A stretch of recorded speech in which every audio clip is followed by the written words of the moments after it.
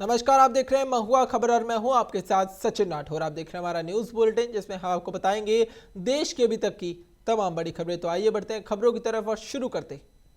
स्वतंत्रता संग्राम सेनानी, शिक्षक और बिहार के पूर्व मुख्यमंत्री कर्पूरी ठाकुर की पुण्यतिथि पर उपराष्ट्रपति सीपी राधाकृष्णन, केंद्रीय गृह मंत्री अमित शाह और भाजपा के अन्य नेताओं ने उन्हें भावभीनी श्रद्धांजलि दी। उपराष्ट्रपति ने सोशल मीडिया पर उन्हें सच्चे जननायक और सामाजिक न्याय, वंचितों के सशक्तिकरण और लोक सेवा के प्रतीक के रूप में याद किया। अमित शाह ने उन्हें सामाजिक न्याय, स्वाधीनता और लोकतांत्रिक मूल्यों के लिए समर्पित नेता बताया और युवाओं के लिए प्रेरणादायक और प्रेरणास्पद बताया। भाजपा के पूर्व राष्ट्रीय अध्यक्ष और केंद्रीय मंत्री जेपी नड्डा ने कर्पूरी ठाकुर को सामाजिक न्याय और समावेशी विकास के पुरोधा करार दिया, जबकि उत्तर प्रदेश के मुख्यमंत्री योगी आदित्यनाथ ने उनके शोषित वंचितों के सशक्तिकरण और लोकतांत्रिक मूल्यों के प्रति प्रतिबद्धता की सराहना की। दिल्ली के मुख्यमंत्री रेखा गुप्ता ने भी उन्हें सादगी और शुचिता की राजनीति के जीवंत प्रतीक बताते हुए समाज में समानता और न्याय की दिशा में उनके योगदान को याद किया। नेताओं ने सोशल मीडिया पर अपने संदेश साझा कर कर्पूरी ठाकुर को कोटिश नमन किया। राष्ट्रीय राजधानी दिल्ली में वायु गुणवत्ता मध्यम स्तर पर दर्ज की गई। इंडिया गेट के आसपास एयर क्वालिटी इंडेक्स यानी कि AQI 174 रिकॉर्ड किया गया, जो कि मॉडरेट कैटेगरी में आता है। विशेषज्ञों के अनुसार इस स्तर की हवा सामान्य लोगों के लिए स्वीकार्य मानी जाती है, लेकिन संवेदनशील समूह जैसे कि बुजुर्ग, बच्चे और दमा के मरीजों को सावधानी बरतने की सलाह दी जाती है। प्रदूषण के स्तर में उतार चढ़ाव मौसम और ट्रैफिक की स्थिति पर निर्भर करता है और प्रशासन लगातार वायु गुणवत्ता पर नजर बनाए हुए है। हम देख सकते हैं कि लगातार एक तरफ जहां देखा गया कि कुछ महीनों से लगातार देखा जा रहा था कि एक तरफ दिल्ली में धुंध और कोहरे की वजह से समस्याएं सामने आ रही थी। लगातार जो AQI था बहुत ऊंचे स्तर पे था, लेकिन अब उसके बाद ये देखा जा रहा है कि दिल्ली में जो AQI है अब 174 पर दर्ज किया गया है, जो कि पहले के मुताबिक अच्छा माना जा रहा है। यानी कि पहले जहां पर एक तरफ 300 के पार वो चला गया था, लेकिन अब हम मान सकते हैं कि कैसे वो 174 पर दिल्ली में दर्ज किया गया। लेकिन इसी तरफ ये भी देखा जा रहा है कि फिलहाल के लिए ये स्थिति सामान्य बताई गई, लेकिन बुजुर्ग, बच्चे और जो दमा या फिर सांस के मरीज हैं उनके लिए ये अभी भी चिंताजनक स्थिति बनी हुई है। लगातार देखा जा रहा है कि दिल्ली में और साथ ही बात करें तो पूरे उत्तर भारत में फिलहाल के लिए AQI जो है वो यही दर्ज किया गया था कि बहुत समय से लगातार दिक्कतें सामने आ रही थी और 300 या 350 के पार AQI दर्ज किया जाता था। लेकिन अब जो आज नई रिपोर्ट सामने आई, जब AQI चेक किया गया तो अभी का AQI फिलहाल के लिए राजधानी में 174 दर्ज किया गया है, जो पहले के मुताबिक अभी सामान्य माना जा रहा है। और साथ ही देखा गया कि कैसे मौसम के बदलाव के साथ जो ट्रैफिक था, ट्रैफिक को नियमित रूप से देखा गया, जांचा गया और उस पर जो प्रतिबंध लगाए गए, उसके साथ ही अब देखा जा रहा है कि लगातार AQI जो है वो कंट्रोल में आता नजर आ रहा है।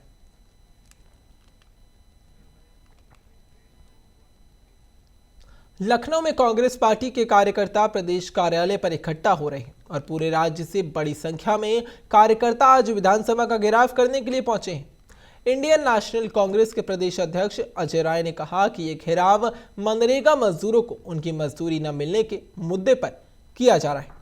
उन्होंने आरोप लगाया कि सरकार मनरेगा के मूल उद्देश्य को खत्म कर रही है। अजय राय ने कहा कि Mahatma Gandhi national rural employment guarantee act यानी कि मनरेगा गरीबों को 100 दिन के रोजगार की गारंटी देता था, जिससे वो अपने परिवार का भरण पोषण कर सके। उनका कहना था कि मजदूरों का भुगतान समय पर न होना गंभीर चिंता का विषय है और कांग्रेस ने चेतावनी दी कि अगर मजदूरों की समस्याओं का समाधान नहीं हो पाया तो आंदोलन और ज्यादा तेज कर दिया जाएगा। इसमें देखा जा रहा है कि लगातार एक तरफ जहां मनरेगा की वजह से लगातार जो लोगों में आक्रोश देखा जा रहा है, उसी के साथ जो इंडियन नेशनल कांग्रेस यानी कि जो कांग्रेस पार्टी है, लगातार उनकी तरफ से जो अब विरोध देखा गया और साथ ही देखा गया कि मनरेगा कि साथ में मनरेगा के देखा जा रहा है लगातार जो विरोध सामने आए हैं। और उसके बाद अब आज जब वो उत्तर प्रदेश में विधानसभा के घेराव के लिए आगे बढ़ने वाले थे, उसी दौरान देखा गया कि कई नेताओं को होम अरेस्ट भी किया गया। लेकिन उसी के साथ पार्षद लेवल और साथ ही कार्यकर्ता लेवल तक जो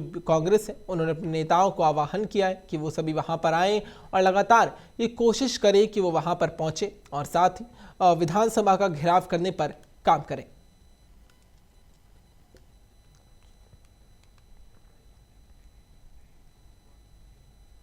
भ्रष्टाचार निरोधक ब्यूरो यानी कि एसीबी की एक विशेष जांच टीम यानी कि एसआईटी ने मंगलवार को राजस्थान के जल जीवन मिशन यानी कि जेजीएम घोटाले में सघन कार्रवाई करते हुए जयपुर, दिल्ली, बाड़मेर, सीकर, जालौर, बिहार और झारखंड समेत कुल 15 ठिकानों पर एक साथ छापेमारी की। इस बड़े भ्रष्टाचार मामले में रिटायर्ड आईएएस अधिकारी सुबोध अग्रवाल की संभावित ठिकानों पर भी विशेष रूप से छानबीन की जा रही है। प्रारंभिक जांच में सामने आया कि हर घर जल योजना के तहत ग्रामीण क्षेत्रों में नल कनेक्शन देने के नाम पर करीब 900 करोड़ से ज्यादा की हेराफेरी की गई है, जिसमें कुछ अधिकारियों और ठेकेदारों के मिलकर सरकारी पैसे का दुरुपयोग करने के आरोप लगे हैं। जांच टीम से सुबह से अलग अलग स्थानों पर दस्तावेज और डिजिटल साक्ष्य जुटा रही है ताकि घोटाले की परतें उघाड़ी जा सके और साथ ही एसीबी के अधिकारियों ने जांच के तहत कई रसूखदारों को पूछताछ के लिए हिरासत में भी लिया है, जिनमें गहन पूछताछ की जा रही है और इससे जुड़े ठेके, भुगतान और फर्जी दस्तावेजों के इस्तेमाल सहित कई बड़े सबूत मिल सकते हैं, जिससे घोटाले की सच्चाई सामने आ सकती है। घोटाले की जांच पहले से जारी है और इस बड़े ऑपरेशन को भ्रष्टाचार के खिलाफ निर्णायक कदम के रूप में देखा जा रहा है। इससे हम देख सकते हैं कि लगातार एक तरफ जहां देखा गया कि हर घर जल योजना जो जेजेएम योजना थी, जो जल जीवन मिशन था, उसमें 900 करोड़ से ज़्यादा का घोटाला किया गया और इसमें लगातार जो अधिकारी हैं और जो भी ठेकेदार हैं उनके नाम सामने आए हैं और ऐसे ही कुछ रसूखदारों को पुलिस ने उसमें पूछताछ के लिए बुलाया भी है। लगातार पूछताछ पर काम किया जा रहा है और उसके बाद ये पता लगाने की कोशिश की जाएगी कि ये 900 करोड़ का जो घोटाला है इस पे किस किस का नाम सामने आता है।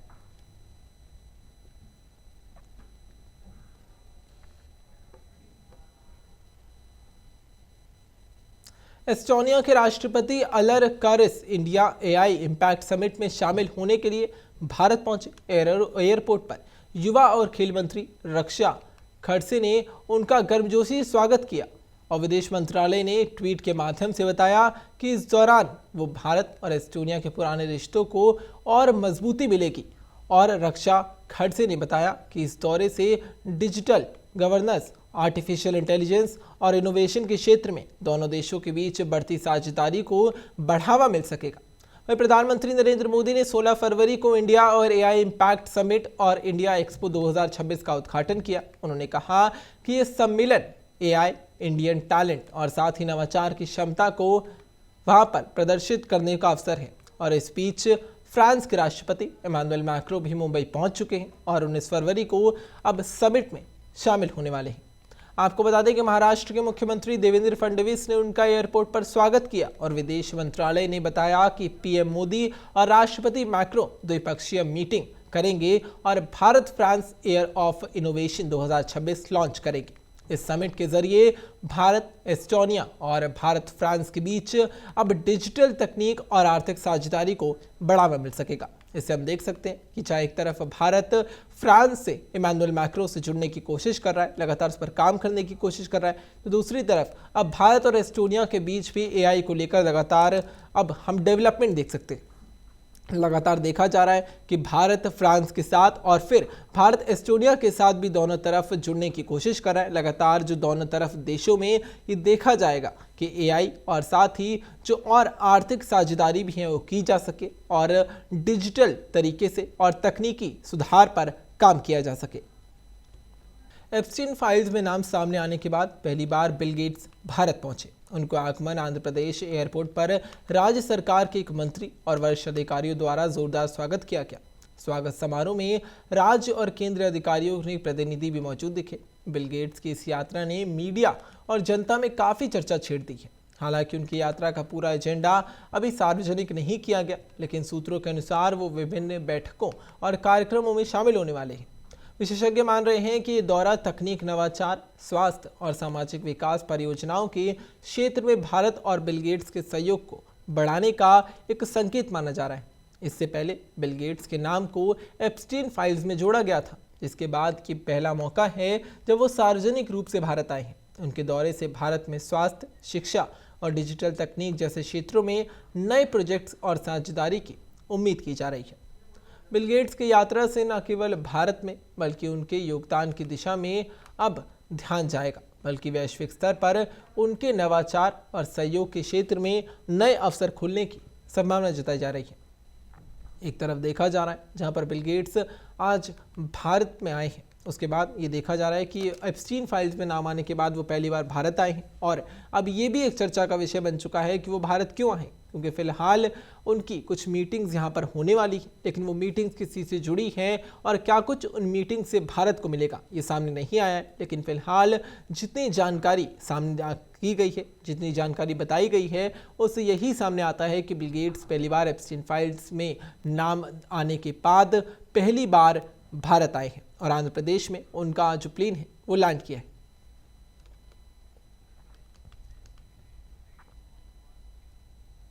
भारतीय शेयर बाजार आज शुरुआती कारोबार में लाल निशान में खुला। सेंसेक्स 175 अंक या 0.21% गिरकर 83,098 और निफ्टी 78 अंक गिरकर या फिर 0.31% गिरकर 25,572 पर दर्ज किया गया। शुरुआती कारोबार में बाजार पर दबाव मेटल शेयरों के कारण रहा और निफ्टी मेटल और निफ्टी कमोडिटी सूचकांक शुरुआती लूजर्स में थे। इसके अलावा Nifty private bank, Nifty oil and gas, Nifty financial services, Nifty realty, Nifty services, Nifty infra, Nifty energy और निफ्टी पीएसयू बैंक इंडेक्स में भी कमजोरी देखी गई। दूसरी ओर Nifty India defence, Nifty IT, Nifty pharma और निफ्टी एफएमसीजी हरे निशान में थे। स्मॉल कैप और साथ ही मिड कैप में मिला जुला कारोबार देखा गया। निफ्टी स्मॉल कैप 100 इंडेक्स 5.60 बढ़कर अब 17,056 और निफ्टी मिड कैप 100 इंडेक्स 125 अंक गिरकर अब 59,597 पर था। सेंसेक्स पैक में एक एशियन पेंट्स और इन्फोसिस, बीएल, इंडिगो, एचसीएल टैंक, आईटीसी, टीसीएस, टैंक महिंद्रा, सन फार्मा, एबीसीआई, एलएनटी और साथ ही टाइटन गेनस साथ किया गया। और इसके साथ ही Eternal, Tata steel, ICICI bank, UltraTech cement, Bajaj finance, Kotak Mahindra bank, टेट और साथ ही एचडीएफसी बैंक और साथ ही एनटीपीसी लूजर्स में शामिल किए गए। वैश्विक बाजार में टोक्यो और हांगकांग हरे निशान में दिखे, जबकि बैंकॉक का बाजार दबाव के साथ कारोबार कर रहा है। शंघाई, सोल और जकार्ता के बाजार बंद रहे और कमोडिटी मार्केट में कच्चा तेल, सोना और चांदी में कमजोरी जारी रही।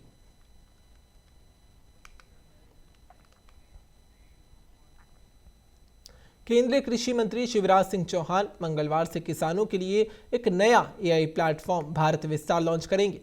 इस पहल का उद्देश्य किसानों को तकनीकी रूप से सशक्त बनाना और उन्हें खेती से जुड़े सभी जानकारी और एक क्लिक पर उपलब्ध कराना है।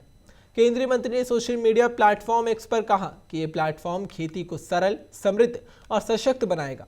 आधुनिक मशीन लर्निंग मॉडल से संचालित ये अब ट्रायल किसानों को उनकी फसल की सेहत, मौसम अलर्ट और केंद्र राज्य सरकार की योजनाओं तक सीधी पहुंच देगा। प्लेटफॉर्म का इंटरफेक्स और साथ ही ऑडियो सामग्री 22 भारतीय भाषाओं में उपलब्ध कराया जाएगा। नेचुरल लैंग्वेज वॉइस बॉट्स के साथ ही मदद से किसान अपनी भाषा में सवाल पूछ सकते हैं और तुरंत उत्तर पा सकते हैं। ये भूमि अभिलेख, स्थानीय कृषि विस्तार, सेवा और साथ ही एग्रीगेट स्टार्टअप्स के नवाचार समाधान के साथ ही एकीकृत रहेगा। सरकार के अनुसार ये एआई टूल किसानों की उत्पादकता बढ़ाने, जोखिम कम करने और आय को सुधारने पर ज़्यादा काम करेगा। वित्त मंत्रालय ने बताया कि प्लेटफॉर्म एग्रीगेट पोर्टल और भारतीय कृषि अनुसंधान परिषद के कृषि पैकेज को एआई सिस्टम से जोड़कर बेहतर निर्णय और लाभकारी खेती को संभव बनाया जा सकेगा।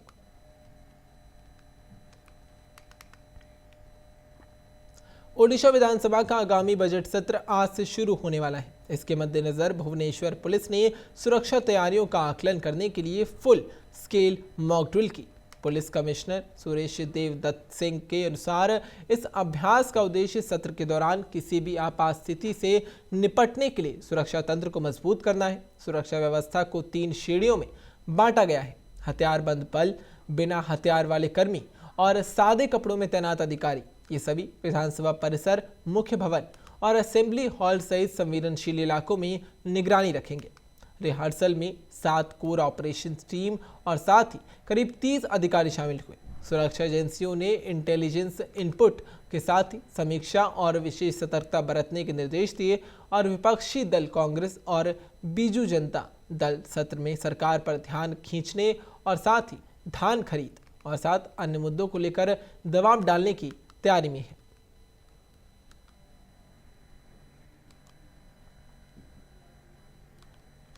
ऐसे हम देख सकते हैं, एक तरफ यहाँ देखा जा रहा है कि उड़ीसा सरकार जहाँ पर अपना बजट पेश करने वाली है, तो उसी के साथ जो विपक्षी दल वहाँ पर है वो लगातार इस पर काम करेंगे कि धान खरीद पर ज़्यादातर ध्यान दिया जाए और साथ ही और मुद्दों को लेकर दबाव बनाया जाए ताकि सरकार इन पर बजट में लगातार इन पर कुछ चीज़ें सामने लाए। और लगातार देखा जा रहा है जहाँ पर उड़ीसा में लगातार इसे लेकर जो विधानसभा में उनका बिल पेश किया जाएगा, जो बजट पेश किया जाएगा, उन्हें लेकर भी लगातार वहाँ सुरक्षा बढ़ाई जा रही है। पुलिस को निर्देश दिए जा रहे हैं कि वहाँ पर सिक्योरिटी बढ़ा जाए और लगातार उस पर काम किया जाए कि कैसे वहाँ पर सब कुछ सुरक्षित रखा जाए और हाई लेवल सिक्योरिटी रखी जा रही है। आपको बता दें कि 3 लेवल्स में वहाँ सिक्योरिटी रखी गई है। एक तरफ जहाँ देखा जाएगा कि नॉर्मल सिक्योरिटी फोर्सेस लगाई जाएंगी, तो दूसरी तरफ भी सिक्योरिटी फोर्सेस बेहतर लगाई जाएंगी और साथ ही तीसरे में बिना वर्दी के सिक्योरिटी लेवल फोर्सेस लगाई जाएंगी। खबरों का सिलसिला यूं ही जारी रहेगा, लेकिन अभी के लिए इतना ही। देखते रहिए महुआ खबर।